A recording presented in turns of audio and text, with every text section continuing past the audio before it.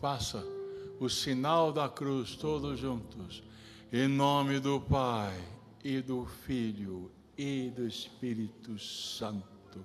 Porque queremos que a graça de nosso Senhor Jesus Cristo caia sobre todos nós, sobre a nossa mente, sobre o nosso coração, para todo o nosso pessoa.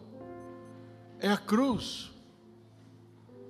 Até o extremo Ele nos amou, morrendo numa cruz. É a cruz de nosso Senhor Jesus Cristo. É nosso sinal.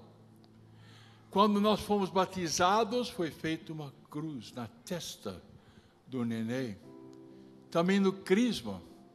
E na confissão, o sacerdote, o instrumento de Deus, faz o sinal da cruz. Porque é pela cruz que vem a vitória. Vamos hoje meditar sobre a cruz de nosso Senhor Jesus Cristo.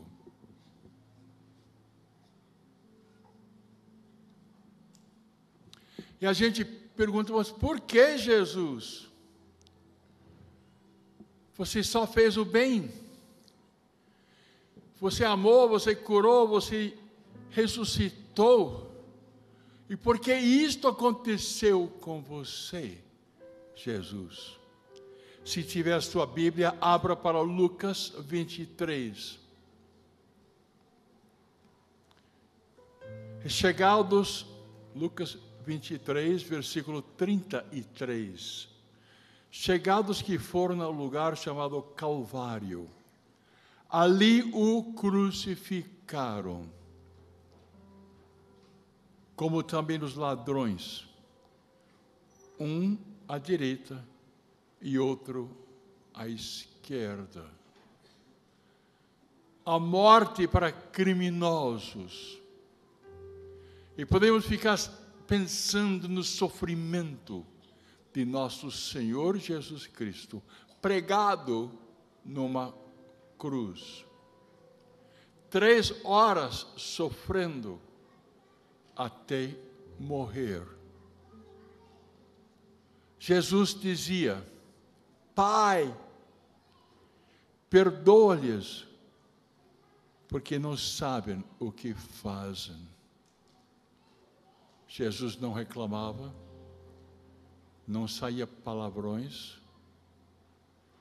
ele orava pelos pecadores, ele orava pelos criminosos que estavam ao seu lado e por todos os pecadores. Ele orava por aqueles que o crucificaram. Veja o amor de nosso Deus, de fazer um sacrifício para perdoar o pecado do mundo. Pai, perdoa-lhes, porque não sabem o que fazem. E muitas vezes as pessoas desse mundo estão pecando e não sabem a seriedade, como o pecado separa as pessoas de Deus, e a vitória que vem da cruz fica em vão. Até o extremo, Ele nos amou. Os homens dividiram as suas vestes e as sortearam. A multidão conservava-se lá e observava. E a multidão sabia que não era justo Ele, o bom, o santo, sofrer isto.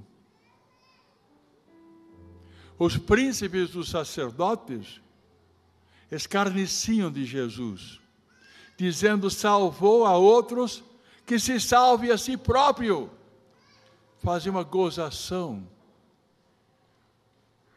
Jesus, um judeu, veio para salvar este povo e não foi aceito.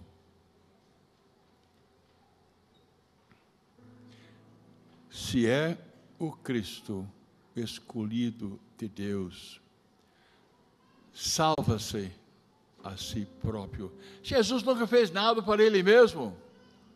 Jesus é a pessoa para as outras pessoas. Do mesmo modo, zombavam dele os soldados. Aproximaram-se dele, ofereceram-lhe vinagre e diziam: se és o rei dos judeus, salva-te a ti mesmo. Jesus veio para salvar todos nós e pagar o preço dos pecados do mundo. E mais uma vez eu digo, não pode, não deve ser em vão a morte de nosso Senhor Jesus Cristo. E as pessoas que estão afastadas devem voltar para casa. A graça é suficiente para Ele perdoar todos os pecados de todas as pessoas. Ele quer nos salvar. Ele nunca quis salvar-se a si mesmo. Por cima dele pendiam esta inscrição: este é o rei dos judeus. Veja a condição do rei dos judeus. Esse é o rei, não apenas dos judeus, mas o rei de todos nós. Ele é o dono de cada um de nós. Podemos dizer: Jesus, eu quero me entregar radicalmente a você. Um dos malfeitores ali crucificados blasfemava contra ele: se és o Cristo, salva-te a ti mesmo e salva-nos a nós. Mas o outro o repreendeu: nem sequer temes a Deus, tu que sofres no mesmo suplício. Para nós isto é justo, recebemos o que mereceram nossos crimes, mas esse não fez mal nenhum. Eis o Cordeiro de Deus, eis Jesus que tira o pecado do mundo. Veja o sacrifício dele por cada um de nós. E aquele criminoso acrescentou: Jesus, lembra-te de mim quando tiveres entrado no teu reino. E Jesus, Deus, amor, homem de amor, de compaixão, de misericórdia, disse: em verdade te digo, hoje estarás comigo no paraíso. A graça de nosso Senhor Jesus Cristo foi aplicado àquele criminoso que pediu perdão. Era quase a hora sexta. Em toda a terra houve trevas até a hora nona. Escureceu-se o sol, e o véu do templo rasgou-se pelo meio. Jesus deu um grande brado e disse: Pai, nas tuas mãos entrego o meu espírito. E dizendo isto, expirou, morreu por nós. Até ao extremo, Ele nos amou.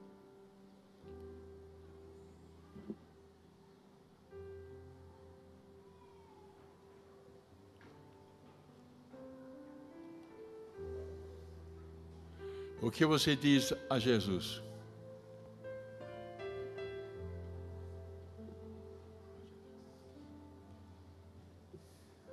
A pregação do padre me faz lembrar muito os discípulos de Emaús. Os discípulos de Emaús acompanharam o sepultamento do Senhor e viram o Senhor ser elevado na cruz e viram o Senhor descer morto da cruz. Os discípulos de Emaús eram a igreja daquela época. E depois que Jesus desceu da cruz, o que os discípulos disseram? O que eles fizeram? Eles foram embora. Foram pelo caminho, foram murmurando, foram reclamando, porque toda a esperança deles, toda a vida, todo o sonho havia sido sepultado numa cruz. Mas a cruz de Jesus não é cruz de morte, é cruz de passagem, é cruz da vida, porque a cruz não foi o fim. Jesus ressuscitou, Ele está vivo hoje. A Bíblia fala: maldito aquele que é levado ao madeiro. Meu irmão, minha irmã, malditos éramos nós antes de Jesus, pois todos nós pecamos, porque somos filhos de Adão.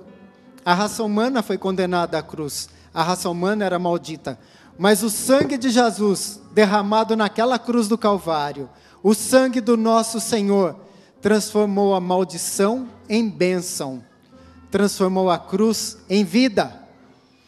Acompanha comigo, por favor, na Bíblia.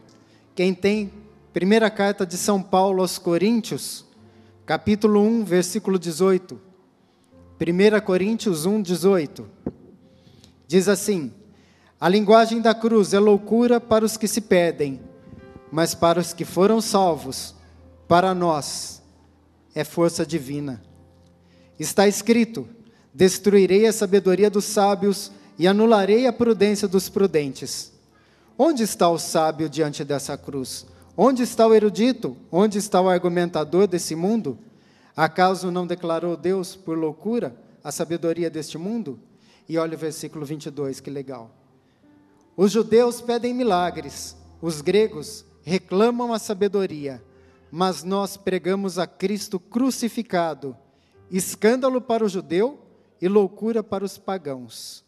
Mas para os eleitos, quer judeus, quer gregos, força de Deus e sabedoria de Deus, pois a loucura de Deus é mais sábia do que a dos homens, e a fraqueza de Deus é mais forte do que a dos homens.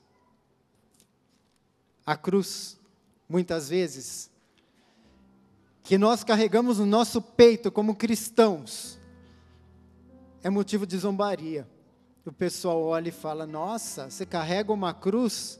Que loucura! Sim, é loucura. Era maldição para o judeu, mas é bênção para nós, que seguimos a Cristo. E é bênção porque o sangue de Jesus purificou a cruz do Calvário para nós. Então ela não é mais lugar de maldição, ela é lugar de ressurreição. Porque todo aquele que tomar a sua cruz e me seguir, vai para o mesmo caminho que eu. Ora, se nós seguimos a Cristo na cruz, com Cristo ressuscitaremos. Outra coisa bonita, os gregos, os grandes sábios, os eruditos, achavam que a cruz era uma loucura, porque a cruz era o fim. Eles não conseguiam entender como havia vitória na morte. E há vitória na morte porque há ressurreição. Jesus derrotou a Satanás e a todos os seus demônios quando foi obediente ao Pai na cruz do Calvário. A obediência de Cristo comprou para nós a salvação. Mas se você ainda não se convenceu de que a cruz é fonte de bênção, se você quer ver mais, ou alguns estão me dizendo assim: me mostra na Bíblia onde está escrito que a cruz é bênção, vem comigo para os profetas. Abre aqui no Antigo Testamento, Ezequiel, capítulo 9, versículo 4. Ezequiel 9, 4. Diz assim: percorre a cidade, homem, o centro de Jerusalém, e marca com uma cruz na fronte os que gemem e suspiram devido a tantas abominações que na cidade cometeram. Percorri a cidade e logo em seguida e feri. Não tenhais consideração, nem piedade. Velhos, jovens, moços, moças, crianças e mulheres. Matai a todos até o total extermínio. Tomai cuidado, no entanto, precavei-vos de tocar em qualquer pessoa que estiver assinalada com uma cruz. E começai pela minha casa, pelo meu santuário, diz o Senhor. Meus irmãos, minhas irmãs, ninguém pode tocar os ungidos do Senhor. Às vezes nós passamos a nossa vida lutando por títulos, querendo cargos, querendo ser conhecidos, lutando para ser doutores. Mas o maior título que qualquer ser humano pode carregar na vida, o título de maior honra, aquele que ninguém pode roubar, nem o demônio, é o batismo de cada um de nós. Batismo conquistado na cruz do Calvário do Senhor, de onde jorrou o sangue que purificou a cruz e de onde jorrou a água que nos dá a vida. Ezequiel fala: todo aquele que está marcado com o sinal da cruz não será tocado.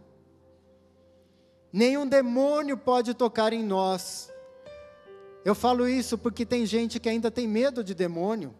E por ter medo de demônio, acaba fazendo concessões e vai a lugares, como disse a irmã Luísa, que não são de Deus. Ninguém pode nos tocar, porque a cruz do Senhor está sobre nós. Jesus nos dá outra passagem, e ele deixa claro, porque há muitos por aí, São Paulo, Filipenses, capítulo 18, há muitos por aí, de quem repetidas vezes vos tenho falado, e agora digo chorando, que se portam como inimigos da cruz de Cristo, e cujo destino é a perdição, cujo Deus é o ventre, para quem a própria ignomínia é a causa de envaidecimento, e só tem prazer naquilo que é desta terra, deste mundo. Nós, porém, meus irmãos, somos cidadãos dos céus, e é de lá que ansiosamente esperamos o Salvador, o Senhor Jesus Cristo. O Evangelho de São Mateus nos fala, quando Jesus voltar, na parousia, quando o Filho do Homem vier nas nuvens, quando as estrelas do céu tiverem caído, quando a lua não iluminar mais nada, quando todos estiverem com medo, tentando se esconder, a humanidade toda verá no céu um sinal. Um sinal. Mateus 24, 30. Então, posso ler? Posso ler inteiro, padre? Mateus 24, 29, vou ler inteiro. Logo após esses dias de tribulação, o sol escurecerá, a lua não terá mais claridade, cairão do céu as estrelas e as potências do céu serão abaladas. Então aparecerá no céu o sinal do Filho do Homem. Que sinal é esse? Alguns vão me dizer, o sinal é aquele sinal do peixinho, do istos, do cristão. Aquele peixe é sinal de cristão, não do Cristo. É sinal do cristão porque o peixe anda em cardume, nós vivemos em coletividade. O sinal do Cristo é o sinal da vitória, é o sinal da cruz. A má notícia para quem procura um Deus que obedece às suas ordens, é que Deus é Deus. E Ele sabe o que é melhor para cada um de nós. Não adianta ficar fazendo orações atrás de orações e falando para Deus, faça isso ou faça aquilo. Porque se o Senhor não fizer isso, eu vou sair da igreja e vou procurar outro lugar. Você sempre vai levar, eu sempre vou levar. Nós vamos levar sobre nós o sinal da cruz do Senhor.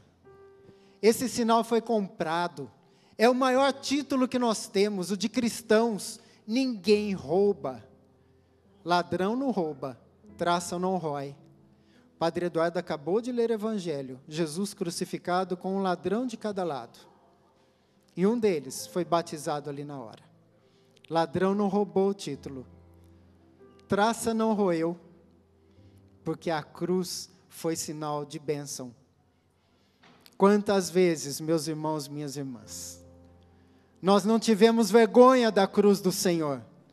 Quantas vezes nós fomos a lugares onde antes havia um crucifixo e agora só tem a marca dele na parede, porque as autoridades deste mundo tiveram vergonha de suas atitudes e tiveram vergonha das atitudes que eles tomam, tendo atrás de si a cruz do Senhor, e mandaram tirar a cruz do Senhor de lá, porque a cruz do Senhor causa vergonha para quem é do mundo. Os gregos achavam que era loucura. Os judeus achavam que era maldição. Mas nós sabemos que graças ao sangue do Senhor derramado ali, ela virou fonte de vida. E eu quero terminar dizendo uma palavra de consolo a todos nós que estamos crucificados com Cristo nessa quaresma. Nós que estamos sofrendo a saudade de quem partiu, os nossos jovens que estão sofrendo de amor, porque foram abandonados, os nossos idosos, que não têm com quem desabafar, os nossos doentinhos, que estão numa cama agora, diante de nós aí na televisão, pensando, eu queria tanto fazer mais por Deus. Eu quero falar para nós que estamos crucificados, sem dinheiro para honrar os nossos compromissos, para dar o melhor que nós pudermos aos nossos filhos. Eu quero dizer o seguinte: quando nós estamos crucificados com Cristo, e nós começamos a nos debater na cruz, a dor aumenta, e aumenta muito. A melhor coisa é pegar o sofrimento e falar para Jesus: Senhor, eu te ofereço o meu sofrimento, para que seja consolo na tua cruz, para que o meu sofrimento ajude na tua obra de redenção, de cura, de libertação, que o meu sofrimento faça parte do teu, Senhor, porque eu quero ser um com o Senhor, do mesmo modo que o Senhor é um com o Pai. Ofereça para Jesus a sua vida. Quem é batizado tem essa graça. Vamos fazer juntos, de olhinhos fechados, essa oração. Com os olhos da fé, olhando para Jesus. Fala baixinho assim: Senhor Jesus, muitas vezes eu estive crucificado contigo, mas eu não entendia que a tua cruz é o caminho estreito que conduz ao céu. Eu não entendia que a tua cruz está lapidando o meu coração. Eu não entendia que a tua cruz está me tirando do mau caminho, dos atalhos, e está me colocando no verdadeiro caminho, no caminho da vida, no caminho da ressurreição. Senhor Jesus, eu peço agora a graça de parar de me debater na cruz. Eu peço a graça de ter as minhas forças renovadas nessa noite. Enxuga as minhas lágrimas, Senhor. Sara as minhas feridas. Tira essa dor que está dentro de mim e dá-me a tua cura.